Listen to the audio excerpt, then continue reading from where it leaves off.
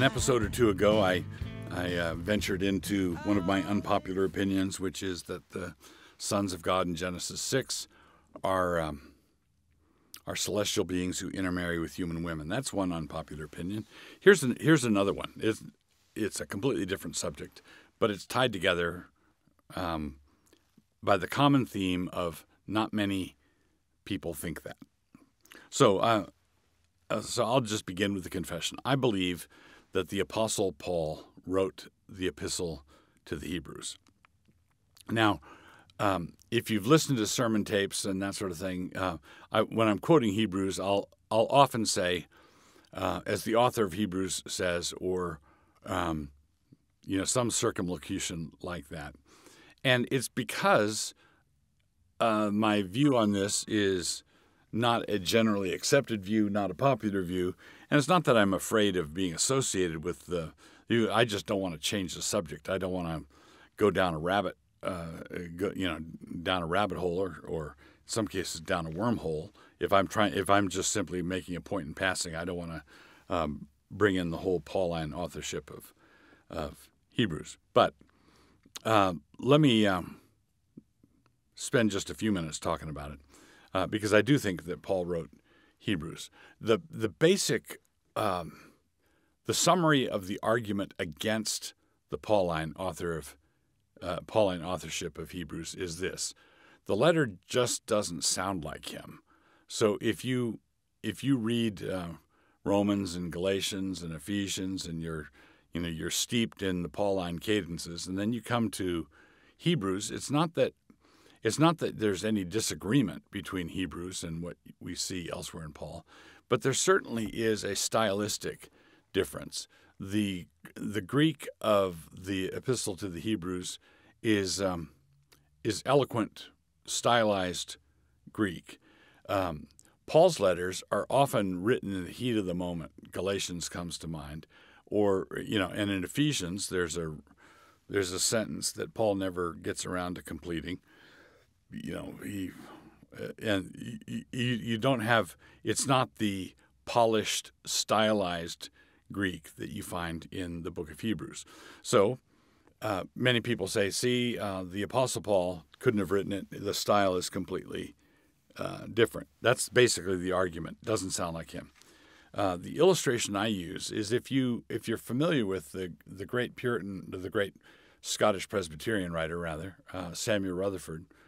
If you're familiar with him, you've probably read his letters.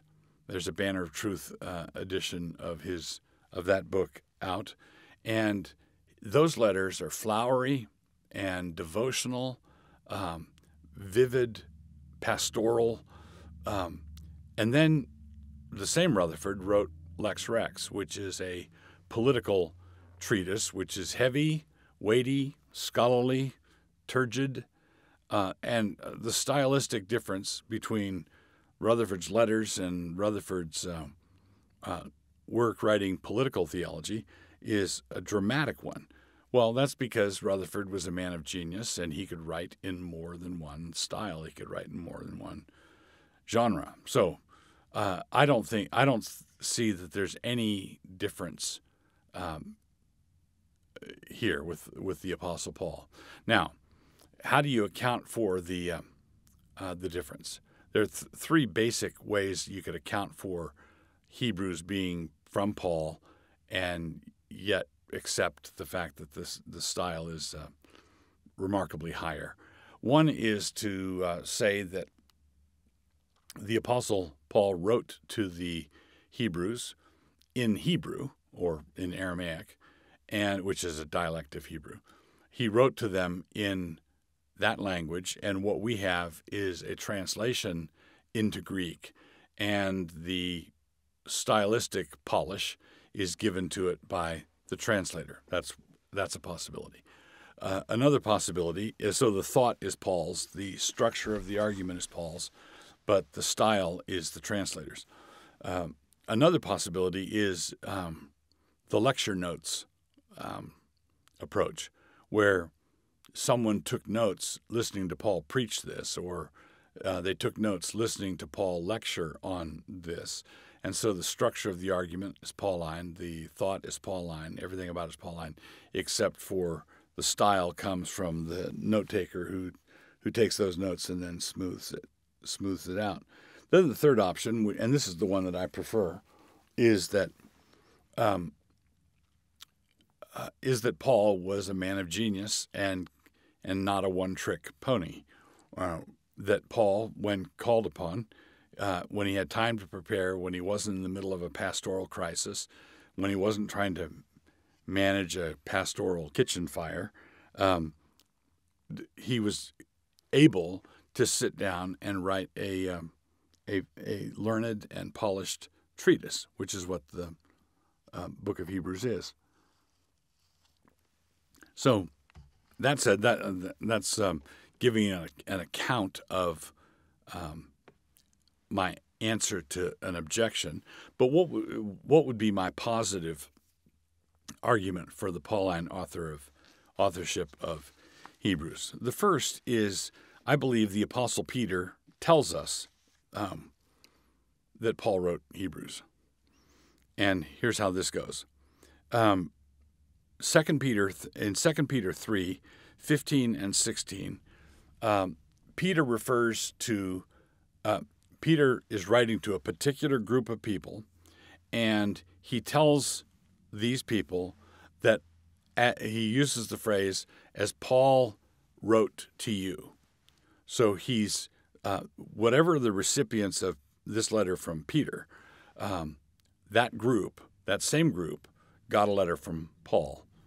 Well, what's that group? Well, you can see that 2 Peter is written to the same group that 1 Peter is written to, and in 1 Peter, it's written to the Jews it's written to Jews in the dispersion in all these named regions. It's written to a group of dispersed Jewish believers. And Peter says, in effect, to these people that he's writing to, it was the same way with our beloved brother Paul as he wrote to you. Well, when did Paul write to that group? When did Paul write to that group? I would suggest that the prime candidate for a letter of that nature to that group from the pen of Paul would be the book of Hebrews. Now, John Owen argues for the Pauline authorship of Hebrews at length, and what John Owen points out is this: if you say someone, Martin Luther suggested that maybe Apollos, for example, wrote it. We're told in Acts that he was an eloquent man and he was mighty in the Scriptures, and the author of Hebrews was an eloquent man and was mighty in the Scriptures. So it could have been Apollos and could have been Barnabas or someone like that. But as John Owen points out, what this means is that the church was in possession of a letter from the Apostle Paul that Peter referred to, and the church lost that letter from Paul and substituted another letter to the same group of people from another guy, and then didn't write down who that other guy was. So that's argument number one. Argument number two is that the book of Hebrews was admitted into the canon of Scripture on the strength of its Pauline authorship. The Western Church, there were doubts about the Pauline authorship of Hebrews in the West from the beginning, at the time of its inclusion in the canon. But in the East, where they were closer to the action and they were closer to the language it was composed in and so forth, the eastern end of the church was absolutely convinced of the Pauline authorship of Hebrews, and their certitude convinced the Western church, and the entire church included it in the canon because it was from Paul. So I think that's another strong argument for the Pauline authorship of Hebrews.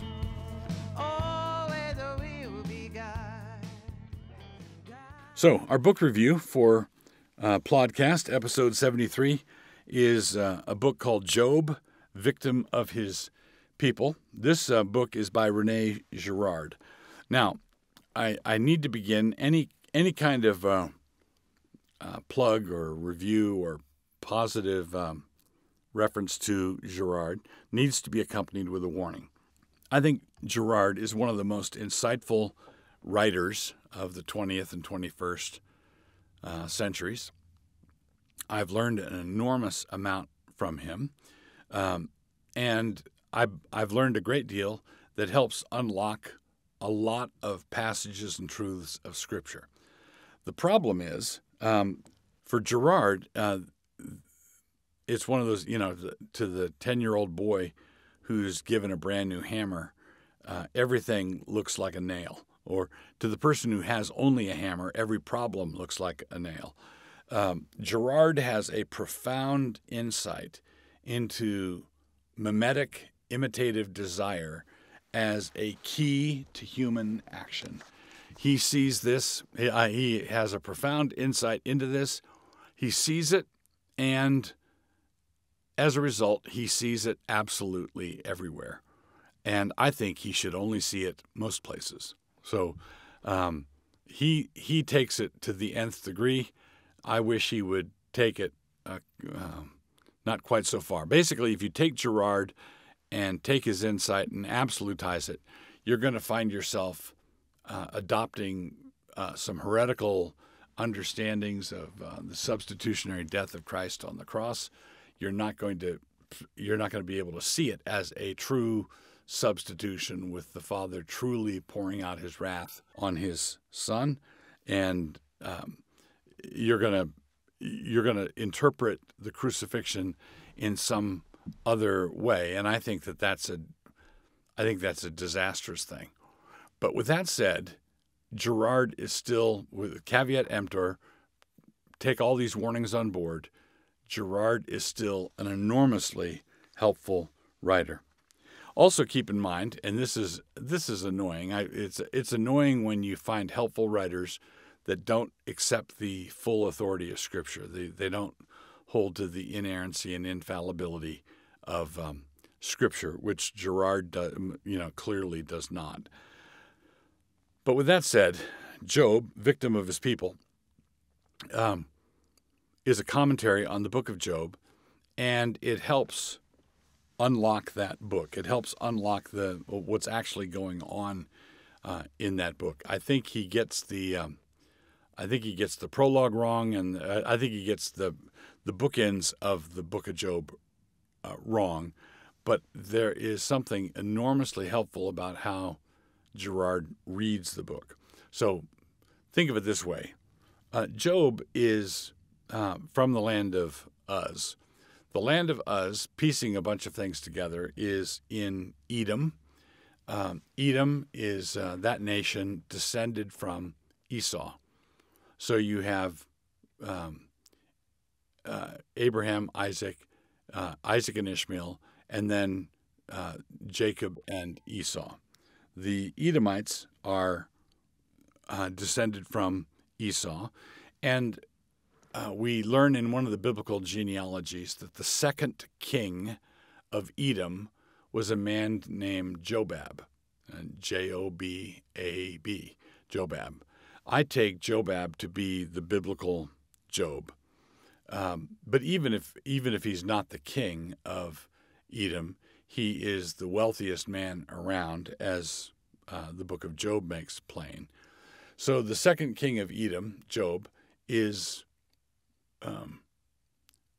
well-to-do. He's the richest man. He's a rich man. Now, what happens is, and this is the thing. This is where Girard's insight comes in. Think of Oedipus at Thebes. Oedipus is the king, and Thebes is undergoing a great plague. It is revealed that the king of Thebes had murdered his father and married his mother, and then as a result has to be exiled. So basically, the problem, the community, the city is going through this terrible event because of a sin that the king committed. And so the king takes one for the team, and Oedipus, being a good pagan king, takes one for the team. This is the routine. This is the old. This is the way of the world. The leader resigns for the good of the country. He takes the blame. He takes the fault. Takes the blame. Well, I think that this was the position Job was in. You have to realize that ruin for Job was not simply one man's portfolio in the stock market. Ruin for Job meant economic distress for everyone around. So how much of the economy was dependent upon Job? And Job's three friends, I'm asking you to recast this scenario. Take Job as the king. He's the king of Edom. He is ruined. The king is ruined. The wealthiest man in the East is broke. He's bankrupted. He's sitting on an ash heap scraping boils. And then three members of his cabinet come to commiserate with him. And they sit quietly with him for 7 days. And then they say, okay, Job, and they do, let's move into the well-accepted routine now. You need to admit your fault and take one for the team and step down, step aside. Let the healing begin. We need to do something about all this ruination that's all around us. And Job flat refuses.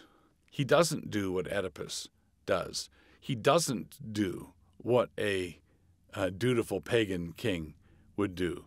He defends himself. And this throws everything into a state of consternation. How dare he? How dare he defend himself? Everybody knows that this is the point in the theater where the king takes the blame, takes the hit, takes the fall, and quietly exits. And Job didn't do that. And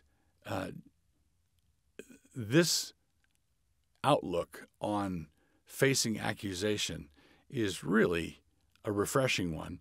And I believe that if you remember those qualifications, Gerard is not sound on the atonement, and Gerard is not a biblical infallibilist. He's not a biblical inerrantist. At the same time, he sees things going on in the book of Job that are manifestly on the surface of the text that a lot of other people just don't see. I commend it to you.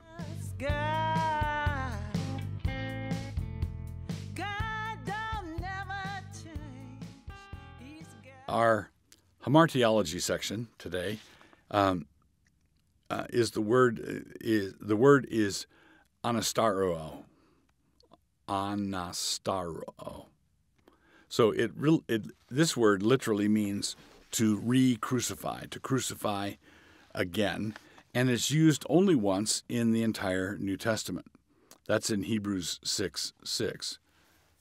Now, in line with what I just argued on the Pauline authorship of Hebrews, I think here the Apostle Paul is saying that those Christians who return to the sacrificial system in Jerusalem are those who crucify to themselves the Son of God afresh, who crucify again, who re-crucify. So crucify afresh is the unusual rendering, and that's because of the very nature of the case. Because of the very nature of the case, crucifixions are not events that are repeated. Crucifixion ending in a death means that you're not going to do it again. So those who returned to the old Judaic shadows were guilty of returning to the place where no sacrifice remains, because they were all fulfilled in the death of Christ. No sacrifice remains back in Jerusalem where you're going, because they're all fulfilled in the death of Christ. And at the same time, these people were returning to Jerusalem in order to crucify Jesus again. The repeated sacrifices had ceased, and so the once-for-all sacrifice was repeated. If you ignore the fact that the sacrifices that were repetitious by design, if you ignore that and go back to them after they ceased, what you're doing is repeating the once-for-all sacrifice of Christ on the cross for sin. So one other comment about this to help put this re-crucifixion in perspective.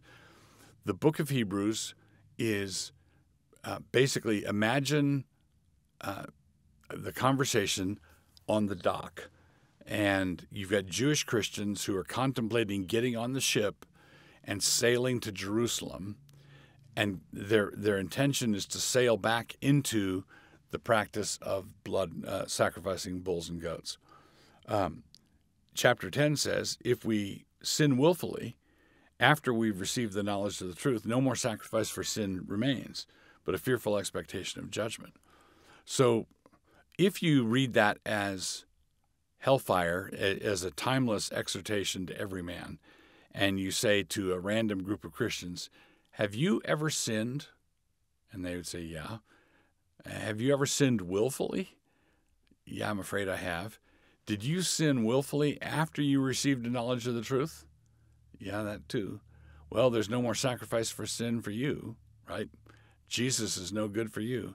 What despairing counsel. That's not what it's talking about at all.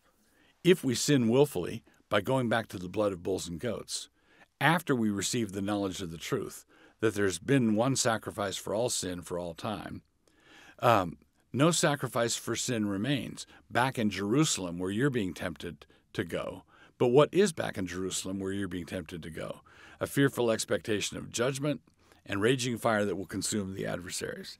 That's what they were going back to. Basically, the Jews who were being tempted to return to Judaism in the mid-60s of all times, Jesus says this generation will not pass away till all these things are fulfilled, which means that the temple had to be destroyed by 70 A.D. And here are these Christians in the mid-60s saying, hey, let's go back to Jerusalem now and let's start worshiping there. I think Paul's saying, no, there's nothing there but a fearful expectation of judgment and raging fire that will consume the adversaries.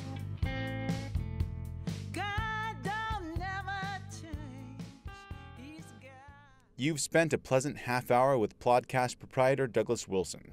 This podcast is produced by Canon Press. Please take a moment to subscribe to the Plodcast on your favorite listening platform. To hear more from Doug, please visit canonpress.com.